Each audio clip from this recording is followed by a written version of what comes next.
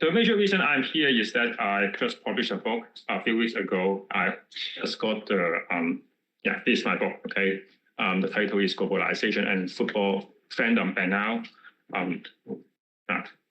football politics in post-colonial Hong Kong. Okay, so I only got 1,000 responses from my online survey. The number is much smaller than the one done in Belgium earlier this year. Okay. And this research was mainly done in 2019, and I also did some 53 interviews. And I also did some historical research based on newspaper accounts concerning how football fandom in Hong Kong changed in the past 4 or 5 decades or so. Okay. So basically, in the first part of this presentation, I will talk about some of the major arguments I make in the book. Okay, so I don't think I have to go back to this typology again, because if you have any questions, you can ask the scholar who came up with this framework. But you know that since the emergence of the so-called transnational fans, okay, there have been a lot of debates and discussions concerning whether they are authentic or loyal fans, just like the so-called traditional local supporters. And my argument is that based on my own findings and findings from different regions, and also including the previous presentation about Belgian fans who support foreign clubs, they have strong emotional attachment to the foreign club they support. So I don't think there is a very strong argument to suggest that transnational fans are not authentic or true or loyal fans of the foreign clubs that they support. Their support can be very intensive, and it's a taboo for them to switch to support another team. Okay, but one of my research questions is that why is it the case? Okay, is this strong sense of loyalty simply a result of transferring their deep-rooted attachment to their local team to a foreign team? Okay? For example, perhaps in Belgium, the people here may support their local team for decades. Okay, so when their sons or daughters support a foreign team, they would follow the same logic and be very emotionally attached to that foreign team. But in Hong Kong is a very special place because we are only a city having our own professional football league. Okay? Before globalization of football fandom occur, okay, that's supporting a specific club, even when we follow the local league, was not the major way for us to follow football. Okay, you can see some of these quotations here, which tell you that many fans, actually including me, switched teams when we were young. When we began to follow the local league in Hong Kong, some of us may support a team called South China and then switching to support another team called Eastern. Okay, and also you can the second quotation here show that the interviewee supported a team called Ernest Borrell, which is a Swiss watch company, okay, before switching to another team called Eastern, okay, partly because that Swiss company decided not to sponsor that team. That's why the team withdrew from the league. That happens very often in Hong Kong until today. Okay. So switching team in Hong Kong has never been a taboo for us who follow the local football league. That means being a loyal supporter of a certain football club is not that important in the 70s or in the 80s or even in the 1990s. And if you pay attention to the quotations more closely, for example, the second quotation here, that interviewee suggested that he initially supported Ernest Borrell because they put a lot of heart into it, meaning that they sign good, high-quality foreign players, and they may also nurture some talented young local players. Okay, but when he noticed that Eastern had even more high level of motivation or determination to form a good team, he switched his allegiance to Eastern. So my argument is that team support. Teams in Hong Kong could secure more support if fans believe that they are contributing to the development of the sport in the city. Okay, that's how we chose our favorite team when following the local football league. Okay, so being a loyal fan of a certain club has never been necessary. Okay, and in the previous presentation about Belgium, I found that about 10% of fans said that they did not support any club.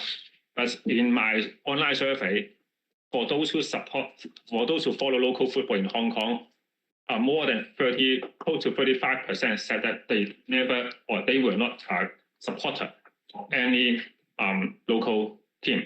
So you can see that there's a very big difference between the logic of following local football and following club in Hong Kong. And I invented this term called a fraternal fandom, because our commitment is to local industries called professional men's football, rather than to a particular club. Okay. So my book is about globalization. So what I suggest is that globalization has transformed how football fans in Hong Kong understand the sport. Okay, from paying attention to the competition by choosing a club that can contribute to overall development of the game, into becoming a loyal supporter of a foreign club.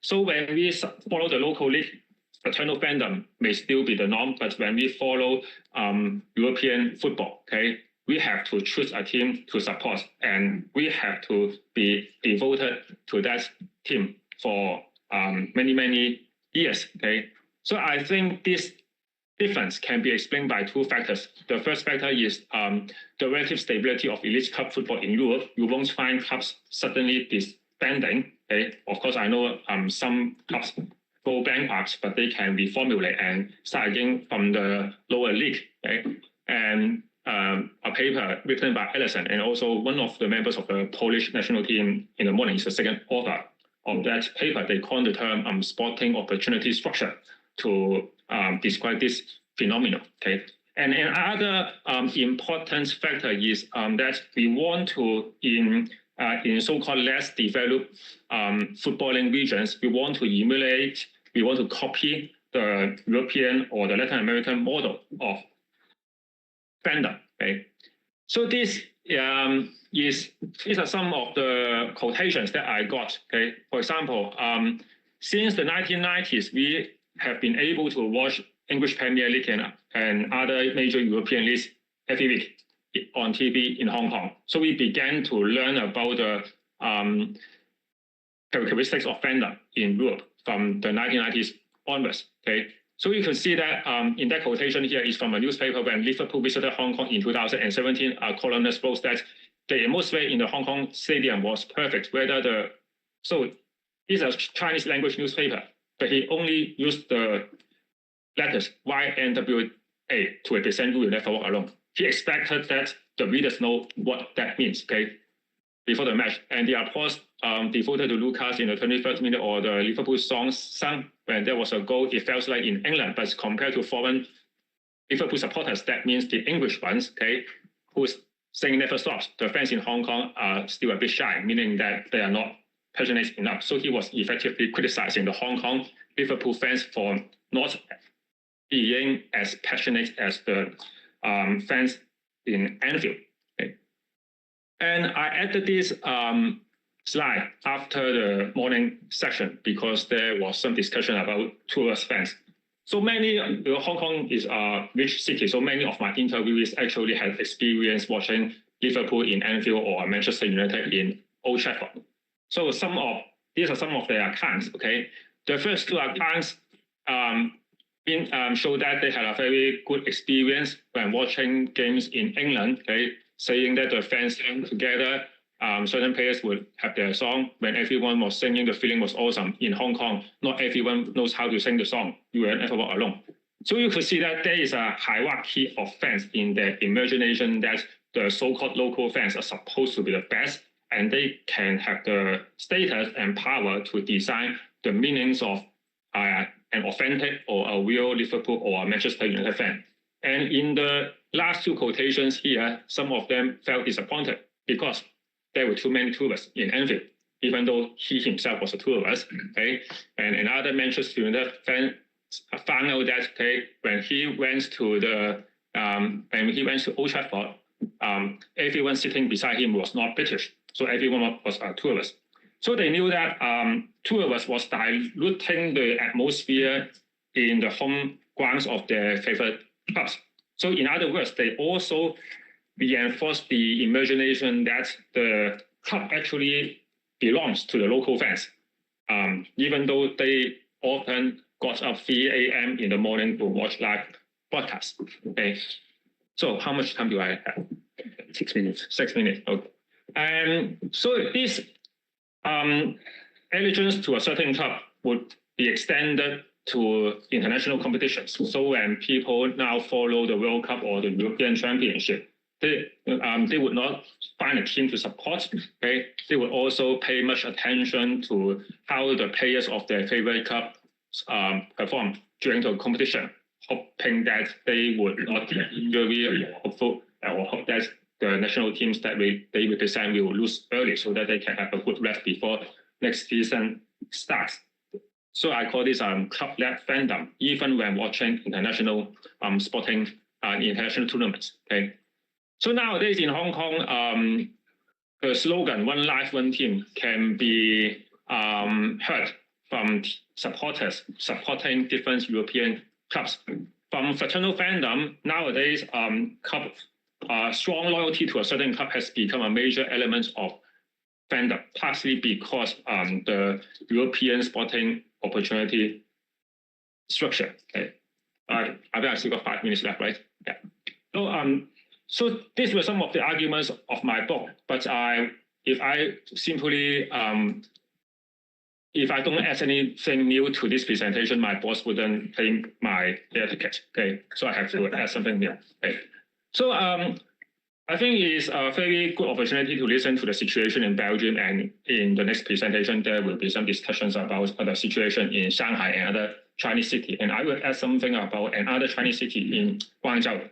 So Chinese football became professionalized in the 1990s, and in the 1990s there were 3 professional teams in Guangzhou, and you don't have to remember their names, but the key message is that the fans actually supported all teams. There was no rivalry between fans of these teams. They just wanted Guangzhou football, or Guangzhou is the provincial capital of Guangdong, okay? Or they just wanted the football in Guangdong or Guangzhou to achieve good results. Club loyalty was not important, but things have changed in the past 10 years or so. Okay, Guangzhou Football Club. Okay, they won the Asian Champions League twice. They had Scolari and Lippi as their managers a few years ago. So ultimately, they had a very strong rivalry with another club called Guangzhou RNF or Guangzhou City. Okay. And their fans sometimes would have some minor scuffles inside the stadium because they wanted to claim that their favorite team was the genuine local team. But nowadays, these 2 teams have disappeared. Okay, Guangzhou City disbanded in 2023, and Guangzhou FC disbanded, withdrew from the league earlier this year because of financial trouble. So in 2025, this year, there is only one team called Guangdong Power. Okay, it's a very complicated name. Guangdong GZ Power FC, becoming the only professional men's team in the city of Guangzhou. So what happened was that the Guangzhou FC fans refused to support this team, and twice this year, many of the original Guangzhou FC supporters, they went to the stadium to cheer the away team. They wanted the away team to beat the home team. Okay, and there were some fights between 2 sets of fans. Okay. So that was a picture because they supported the away team because the away team had signed many former Guangzhou FC players. So that was a picture, a player showing his tag because even though he was playing for Chongqing, okay, he was still using the Guangzhou FC equipment when playing in Guangzhou. Okay, the picture is too small, but this is from a famous or well-known opinion leader or a famous blogger of the Guangzhou FC fan community. Okay, so in response to criticisms, is that okay? If you say Guangzhou fans, meaning that football fans in Guangzhou, are like one big family, then why don't you ask Manchester City and Manchester United fans to kiss each other and see what happens? So he was making sense, legitimizing his portrait of the new Guangzhou team, okay, by using the examples of Cambridge and also in European football. This is another longer article from the same blogger saying that in many European cities, football is not just a 90-minute match, it's an identity into your things from birth. In football powerhouses like England, Italy, in Germany, one team, one life is not a slogan, but a way of living. At the heart of this culture is the principle of never switching teams, so they will never switch to support the new Guangzhou team. In England, changing allegiance earns you the label of plastic fan, someone with the words. Just as a Liverpool fan won't turn to Manchester City and a Norwich fan won't defect to Chelsea, they won't use another club to replace this shared memories. Okay, so yeah, okay. The picture is too small, but you can see that this was the last match of Guangzhou FC. So one of the banners I was supposed to show the English one, of course, okay, saying that our hearts and minds only belong to Canton FC, which is another name for Guangzhou FC, implying that they would never switch to another team. So I would say that you can see that how they make sense of their determination to insist in their original fandom. Even though their club has disappeared, they are not prepared to switch to support another local clubs. Okay, so there is some debate. Soccer News is a football newspaper in China, so they printed an article a few months ago raising a question that, so based on the situation in Guangzhou, they asked the question, so are fans loyal to a city or are they loyal to a logo? And I think at least in the situation of Guangzhou, it is clear that for the original Guangzhou FC supporters, they are loyal to a specific club. Okay, so we are also witnessing that allegiance to a particular club replacing the original fraternal fandom model.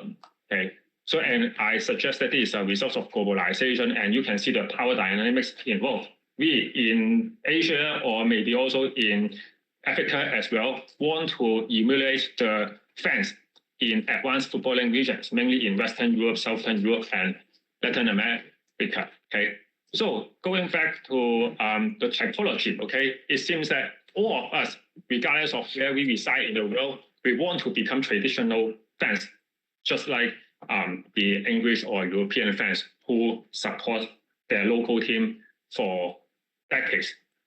One team, one life. Okay. And of course, how this process is played out may be different in different regions. I think Belgium has its own dynamics. I think in the next presentation, Shanghai also has its own dynamics. So I've got 1 minute left. Okay, so I think based on my presentation, I would suggest some future research directions. Okay, we still know very little about how football fandom actually look like before globalization, and I think this is one of the contributions I make in my book.